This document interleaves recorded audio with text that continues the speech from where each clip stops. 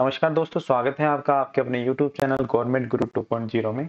और आज के हम वीडियो में हम चर्चा करेंगे राजस्थान नगरपालिका अधिनियम 2009 के बारे में। जैसा कि आप सबको पता है कि अपन जो इस सीरीज में हैं बात कर रहे हैं राजस्थान नगरपालिका एक्ट, जो ईओ और आरओ के सिलेबस का भाग जो सेकंड है, उसका जो सिलेबस है उसके बारे में राजस्थान नगरपालिका एक्ट 2009 के जो हमने क्लासें इस चैनल पे अपलोड कर दी है। हमने जो है धारा 1 से लेकर धारा 60, धारा 60 तक जो है बिल्कुल इजी लैंग्वेज में, जो कि आपके एक्ट में काफ़ी कठिन लैंग्वेज दी हुई है, उसको समझने में बहुत दिक्कत आती है, उसको मैं बिल्कुल काफ़ी इजी लैंग्वेज में जो है आपके सामने क्लास रखूंगा। दूसरी बात यह है कि मेरे को ये वीडियो बनाने में काफ़ी टाइम हो गया, लगभग 15 दिन हो गए मैंने कोई वीडियो नहीं बनाया था। उसका रीज़न ये है कि अ, मैं आपके लिए कंटेंट तैयार कर रहा था और मैं कोई बुक पे काम कर रहा था जो आपके लिए आप बहुत ही जल्द आने वाली है, उसकी मैं आपको यथासमय सूचना दे दूंगा। ठीक है, तो आप उस बुक को देखना, बहुत ही रीजनेबल रेट में आपको अवेलेबल हो जाएगी। तो मैं किसी के साथ काम कर रहा था, तो वो बुक अभी प्रिंटिंग पे गई हुई है, टाइप हो रहा है, मतलब मैटर आपका जो भी है इजी लैंग्वेज में बिल्कुल आपको राजस्थान नगर पालिका एक्ट अवेलेबल हो जाएगा। तो इस वीडियो में अपन आगे चलेंगे। हमने धारा 60 तक हमने कवर कर लिया है। उससे पहले एक चीज और, जो बच्चे चैनल पे नए हैं चैनल को सब्सक्राइब करिए, लाइक करिए, अपने दोस्तों के साथ शेयर करिए, ताकि मेरे को भी थोड़ा कॉन्फिडेंस आए कि हाँ जो कंटेंट है वो अपना अच्छा है। ठीक है, और काफ़ी बच्चों के बीच में मैसेज भी आए थे कि सर क्लास नहीं ले रहे हो, क्या है, क्या हो गया, क्या नहीं हो गया है, क्या आगे क्लास बंद कर दिए क्या। ऐसा कुछ नहीं, क्लास अपनी पूरी होगी प्रॉपर। जो मैंने आपको शुरू में कहा था ई और आर ओ की वो पूरी पार्ट बी है, वो पूरा सिलेबस मैं कंप्लीट करवाऊंगा। ठीक है, आपके लिए ऑब्जेक्टिव भी मैंने काफ़ी सारे तैयार कर लिए हैं, जो आपको मैं ऑब्जेक्टिव भी इस चैनल पे आपको प्रोवाइड करवा दूंगा। ठीक है, अब आगे चलते हैं। हम बात कर रहे थे वार्ड संचालन और कार्य समिति। वार्ड संचालन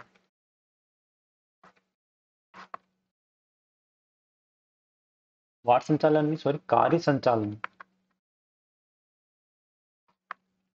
और वार्ड समिति।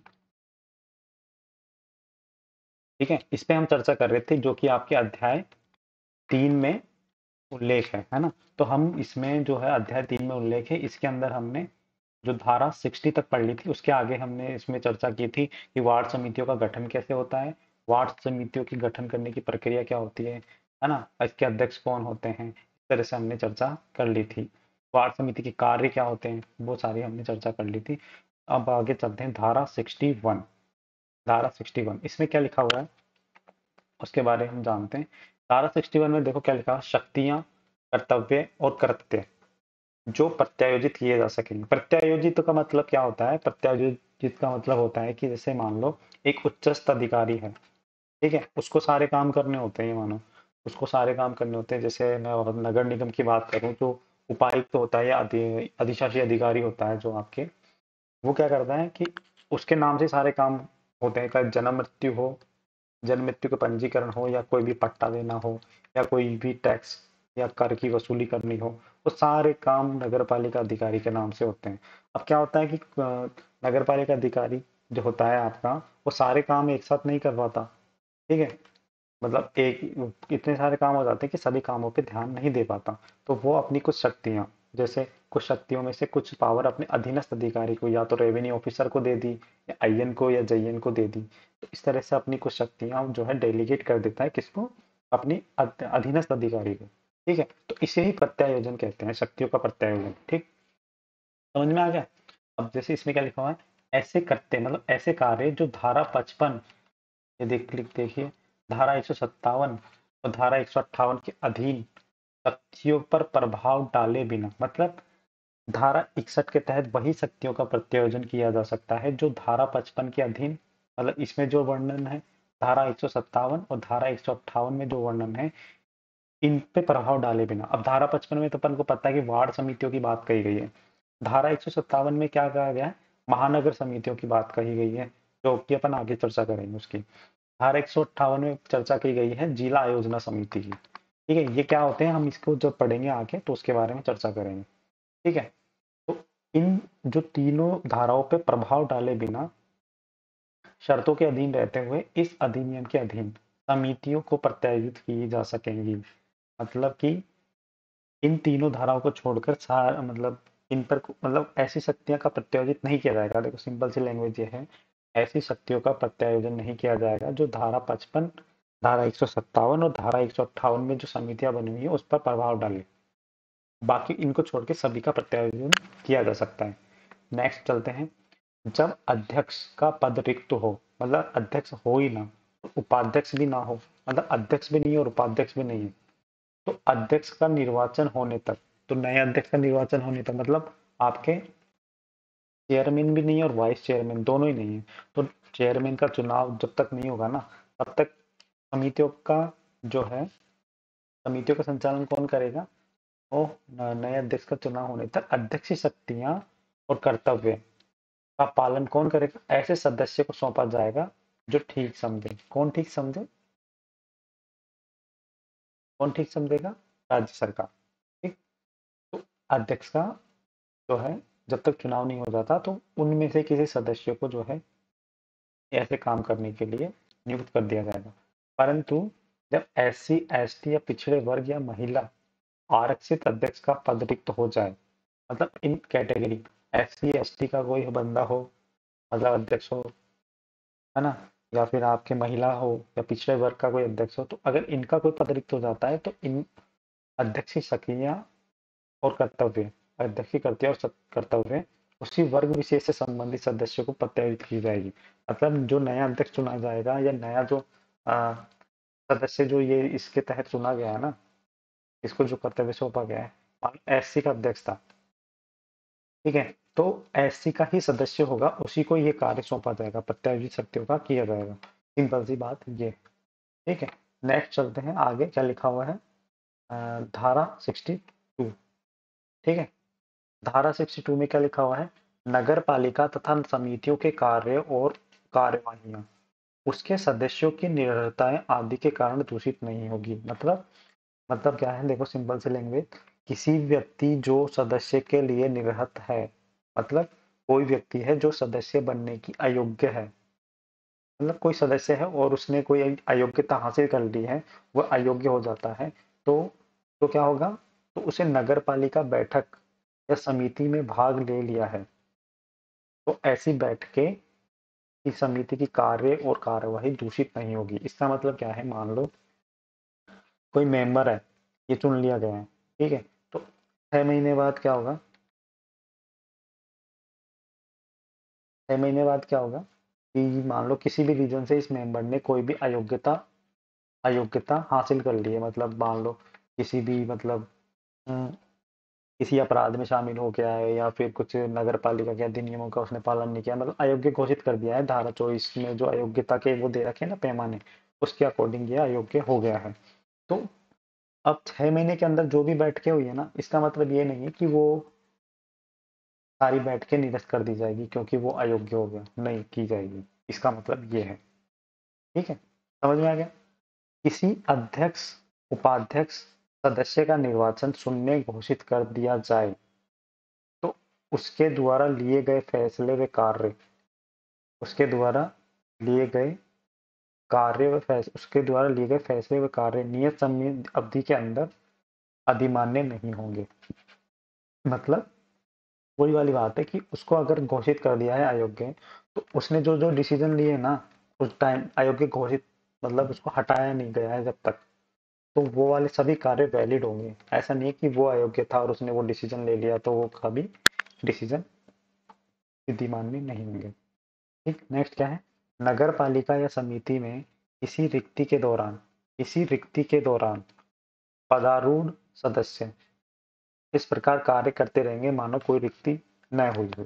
इसका मतलब यह है कि इसका मतलब यह है कि नगर पालिका के कोई भी सदस्य, मतलब कोई भी सदस्य अगर ना पद रिक्त है ना, पद अगर रिक्त है, तो इसका मतलब ये नहीं होगा कि कोई दूसरे वाले सदस्य ये कहें कि इस पद को भरो उसके बाद ही काम होगा, ऐसा कुछ नहीं।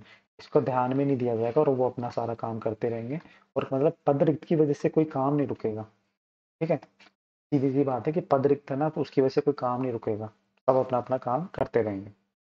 नेक्स्ट, धारा 63। धारा 63 नगर पालिका द्वारा उपगत समस्त खर्चों तथा व्ययों के लिए साधारणतः नगर पालिका निधि, नगर पालिका की जो निधि होगी वही दायी होगी। उसका मतलब क्या है कि कोई अध्यक्ष, उपाध्यक्ष, सदस्य नगर पालिका द्वारा या उसकी ओर से, मतलब नगर पालिका की ओर से की गए संविदा, संविदा, संविदा से यहाँ तात्पर्य है, देखो संविदा का मतलब है कॉन्ट्रैक्ट, तो कोई संविदा, कोई करार या उपगत व्यय के लिए उत्तरदायी नहीं होगा। मतलब कि नगर पालिका की ओर से जो भी कार्य किया जाएगा तो उसके लिए जो भी खर्चा लगेगा ना, मान लो कोई अध्यक्ष भी कार्य कर रहा है नगर पालिका की तरफ से, तो उसके लिए जो खर्चा लगेगा ना, तो वो खर्चा कौन करेगा? नगर पालिका खुद करेगी। नगर पालिका स्वयं अपने स्तर पर करेगी। तो नगर पालिका खर्चा करने के लिए पैसे कहाँ से आएंगे? तो एक नगर पालिका निधि होती है, नगर पालिका निधि, जिसमें नगर पालिका का फंड रहता है। इससे ही सभी खर्चों का जो है व्यय किया जाएगा। सीधी सी बात ये है।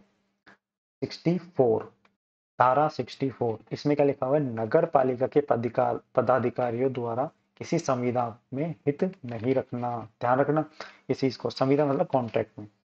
तो कोई भी कॉन्ट्रैक्ट में या किसी नगर पालिका के साथ, उसके अधीन, उसके द्वारा, मतलब कोई भी पदाधिकारी या कर्मचारी अधिकारी किसी भी कॉन्ट्रैक्ट में नगर पालिका के साथ या नगर पालिका के द्वारा किसी नियोजन में, मतलब कोई भी अगर नगर पालिका ने प्लान या स्कीम निकाली है, उसमें नगर पालिका अधिकारी कर्मचारी से भिन्न हैसियत से प्रत्यक्ष या अप्रत्यक्ष रूप से कोई हित रखता हो तो समुचित नियमों के अधीन अनुशासन कार्रवाई का भागी होगा।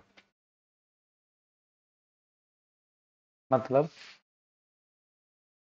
इसका यह है कि अगर नगर पालिका कोई भी संविदा, मतलब कोई भी कॉन्ट्रैक्ट करती है, ठीक है, कोई भी करार करती है, कोई भी समझौता करती है, ठीक है, तो नगर पालिका का कोई भी अधिकारी, है ना, या कोई भी कर्मचारी, नगर पालिका कोई भी अधिकारी, कर्मचारी या कोई भी अन्य व्यक्ति जो नगर पालिका से प्रत्यक्ष या अप्रत्यक्ष रूप से संबंध रखता है, तो वो इन संविदा, करार या समझौता इसमें इन्वॉल्व नहीं होगा। मतलब ऐसा नहीं है जैसे, मतलब अप्रत्यक्ष या प्रत्यक्ष रूप से इनमें शामिल नहीं होगा। मतलब इसका मतलब यह है कि कोई भी कर्मचारी है वो टेंडर करवा रहा है, तो टेंडर करवाने करवाने की जिम्मेदारी, इसका मतलब ये नहीं है कि वो नगर पालिका का जो कर्मचारी टेंडर करवा रहा है या अधिकारी टेंडर करवा रहा है तो इनडायरेक्टली रूप से उस टेंडरों में कहीं उसकी मिलीभगत हो। इसका मतलब ये है कि कोई भी कर्मचारी या पदाधिकारी प्रत्यक्ष या अप्रत्यक्ष रूप से इनसे कोई भी तालमेल नहीं रखेंगे, है ना, हित नहीं रखेंगे अपने। धारा 65 में क्या लिखा हुआ है? नगर पालिका के साथ संविदा, मतलब कॉन्ट्रैक्ट आदि में हित रखने वाले सदस्य, अधिकारी या कर्मचारी के लिए शास्ति तय की गई है, मतलब जुर्माना लगेगा अगर कोई ऐसा कराया पाया जाता है ना कि कोई कॉन्ट्रैक्ट में किसी कर्मचारी, अधिकारी या कोई सदस्य का हित है, ऐसा अगर सिद्ध हो जाता है तो उसके लिए जुर्माने की व्यवस्था की गई है। तो कोई सदस्य जो संविदा आदि में, सदस्य, सदस्य की बात की गई है यहाँ पर, मेंबर की, तो कोई सदस्य जो संविदा मतलब कॉन्ट्रैक्ट आदि में हित रखता है ना, तो वो धारा 24 के अधीन, ध्यान रखना, धारा 24 में क्या बताया था मैंने? निर्योग्यता। तो धारा 24 के अधीन निर्हरताएं अर्जित कर लेगा, मतलब वो अयोग्यता अर्जित कर लेगा, तो उसको फिर हटा दिया जाएगा। तथा ऐसा करने पर अधिकतम, अगर ऐसा साबित हो जाता ना कि हाँ भाई साहब ने, कोई मेंबर है और उन्होंने जो है संविदा में अपने हित रखे हैं, तो वो धारा 24 के अधीन अयोग्य हो गया। अयोग्य होने पर ये दोष, मतलब जो आरोप है वो सिद्ध हो जाता है, तो उसको अधिकतम 5,000 रुपए का जुर्माना लगाया जाएगा। और यही वाली बात किसी भी नगर पालिका अधिकारी और कर्मचारी पर भी लागू होगी। सेम टू सेम बात की 5,000 का जुर्माना अधिकारी और कर्मचारी पे भी लगेगा। ठीक। अब नेक्स्ट चलते हैं धारा 66। धारा 66 में क्या लिखा हुआ है? सदस्य आदि लोक सेवक समझे जाएंगे। मतलब लोक सेवक कौन समझे जाएंगे? जो भी वार्ड मेंबर होंगे वो लोक सेवक समझे जाएंगे। ऐसा नहीं कि अधिकारी हो या कर्मचारी ही लोक सेवक समझे जाएंगे। लोक सेवक मतलब क्या होता है? लोक मतलब जनता, सेवक मतलब सेवा, है ना, जनता का नौकर, जनता की सेवा करने वाला लोक सेवक। तो जनता की सेवा एक तरह से जो पार्षद लोग हैं, जो सदस्य हैं, वो भी करते हैं, ठीक है, और आपके पदाधिकारी भी करते हैं। तो नगर पालिका का प्रत्येक सदस्य, अधिकारी, कर्मचारी भारतीय दंड संहिता 1860 की धारा 21 के अधीन लोक सेवक समझे जाएंगे। ये सिंपल सी इसमें बात थी, ठीक है। ये हमारी हो गई धारा 61 से लेकर धारा 66 तक। मतलब आपके जो अध्याय 1 है वो कंप्लीट हो गया। अध्याय 2 है वो कंप्लीट हो गया। तो वार्ड जो कार्य संचालन और वार्ड समिति का अध्याय 3 था, ये कंप्लीट होगा। तो अपना ये वाला कोर्स पूरा कंप्लीट हो गया।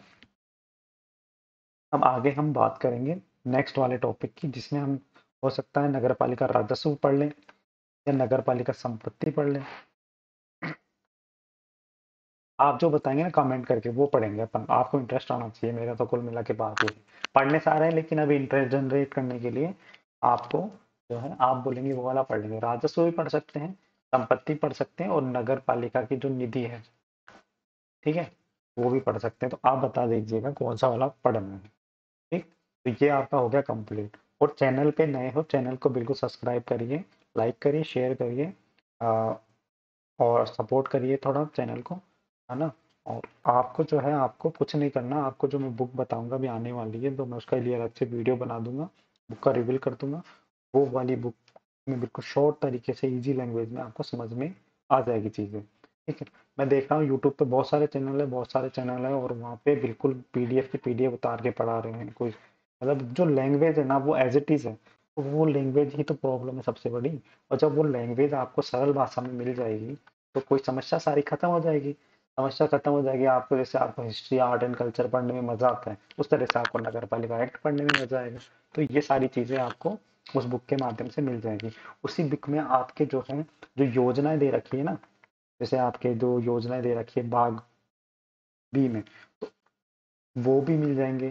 ठीक है, उसके साथ साथ आपको स्थानीय स्वशासन का ज्ञान होना जरूरी है, तो पॉलिटी का एक टॉपिक भी आपको उसमें मिलेगा। मतलब उस बुक को पढ़ डाला ना आपने, तो उससे बाहर मेरे को लगता है कुछ आने वाला है।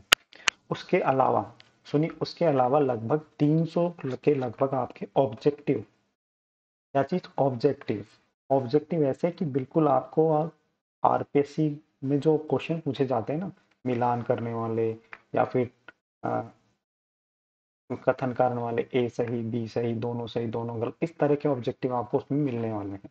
तो बिल्कुल आप पेशेंस बना के रखिए, और अपनी स्टडी को बिल्कुल सुचारू रूप से जारी रखिए। और फिर मैं आपको बुक आएगी तो मैं अपडेट दे दूंगा। तो बिल्कुल आप चैनल से जुड़े रहिए, और किसी भी तरह की कोई भी प्रॉब्लम है, कुछ भी पूछना है आप, तो आप बिल्कुल कमेंट करके मुझे बता सकते हैं। बाकी मेरा टेलीग्राम चैनल है, उस पर आप डाल सकते हैं कुछ भी, वहाँ पे भी बिल्कुल आपको अपडेट मिल जाएगी। और इस वीडियो की जो पीडीएफ है, बिल्कुल फ्रेश पीडीएफ आपको मेरे उस चैनल पे ही आपको नगर पालिका की जो पीडीएफ है मिल जाएगी, गवर्नमेंट गुरु 2.0 पे। उसका मैं लिंक आपको डिस्क्रिप्शन में दे दूंगा। ठीक है, तो वीडियो को लाइक करिएगा। आज के लिए इतना ही, फिर मिलते हैं नेक्स्ट वाले क्लास में। अभी के लिए इतना ही, धन्यवाद।